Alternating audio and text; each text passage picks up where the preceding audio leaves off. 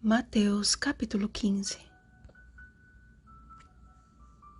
Este povo honra-me com os lábios, mas o seu coração está longe de mim. Versículo 8. Os escribas e fariseus eram mestres em subverter a palavra de Deus a fim de seguir suas próprias tradições, e isso sob a capa de uma religião piedosa e rígida. Eram rápidos em acusar Jesus e seus discípulos em transgredir a lei, enquanto invalidavam as Escrituras, ensinando doutrinas que são preceitos de homens. O Evangelho segundo Mateus corrobora a verdade absoluta de que toda a Escritura é inspirada por Deus, segundo Timóteo capítulo 3, versículo 16, contendo cerca de 60 citações do Antigo Testamento. Apontando para o quinto mandamento do Decálogo, Jesus exemplificou o perigo em oferecer a Deus uma adoração vã, baseada em ensinamentos que em nada confirmam o que está escrito. Com ávido empenho, os fariseus erguiam o estandarte de suas tradições, enquanto pisavam os pergaminhos que diziam tutelar. Seus lábios estavam sempre aguçados para erguer a voz em acusações, enquanto mantinham-se afastados daqueles que consideravam impuros e indignos. Orgulhavam-se de sua condição sagrada, mas eram cegos guias de cegos, e seu coração um compartimento lacrado para o Mestre Divino. Muitos ainda hoje insistem em repetir o mesmo erro, fazendo da palavra de Deus ou um artifício para o fanatismo, ou mesmo apenas um livro de consulta aleatória para o relativismo. Fazem de Jesus o argumento principal de suas teorias, quando na verdade não estão dispostos a imitar-lhe na senda da humildade. A atitude da mulher cananeia ilustra a fé humilde daqueles que entendem que seguir a Jesus nem sempre significa ter a sua atenção imediata, mas que a provação da fé, uma vez confirmada, produz perseverança. Tiago capítulo 1, versículo 3.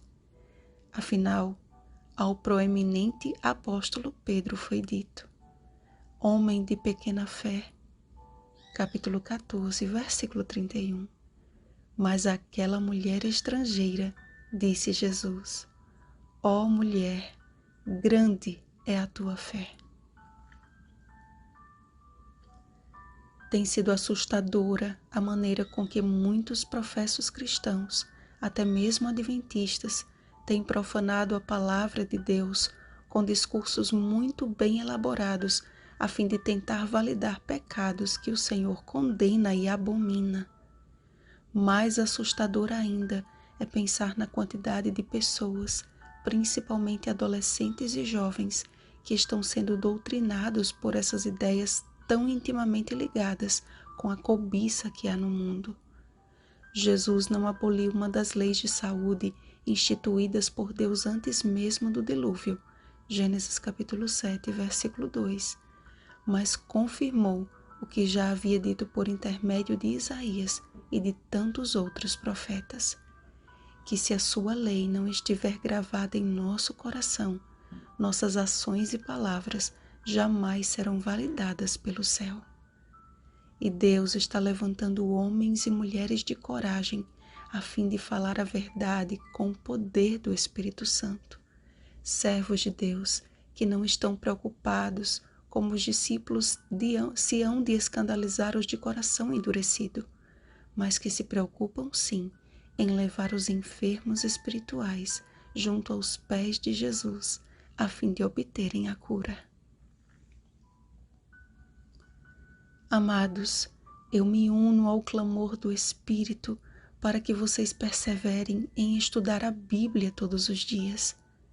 Se alimentem da palavra antes de buscar o alimento mastigado por outros. Mas não examinem a Bíblia para se justificar, mas para ser revestidos da justiça de Cristo. Percebam que o primeiro milagre da multiplicação dos pães e dos peixes não foi suficiente para que os discípulos reconhecessem em Jesus o pão da vida. Assim também, não podemos nos apegar à experiência espiritual de ontem, negligenciando o alimento diário de que tanto necessitamos. Eu gosto de pensar que, assim como os 12 cestos que sobraram na primeira multiplicação representam os 12 apóstolos, estes 7 cestos da segunda multiplicação representam os 7 primeiros diáconos instituídos na igreja primitiva, homens de boa reputação, cheios do Espírito e de sabedoria. Atos capítulo 6, versículo 3. Isso significa que nós só podemos oferecer se antes tivermos de onde tirar. Precisamos hoje ser homens e mulheres cheios do Espírito Santo, pois haverá tempo, e ouso afirmar que já chegou, em que não suportarão a sã doutrina. Pelo contrário, cercar-se-ão de mestres segundo as suas próprias cobiças, como que sentindo coceira nos ouvidos, e se recusarão a dar ouvidos à verdade, entregando-se às fábulas.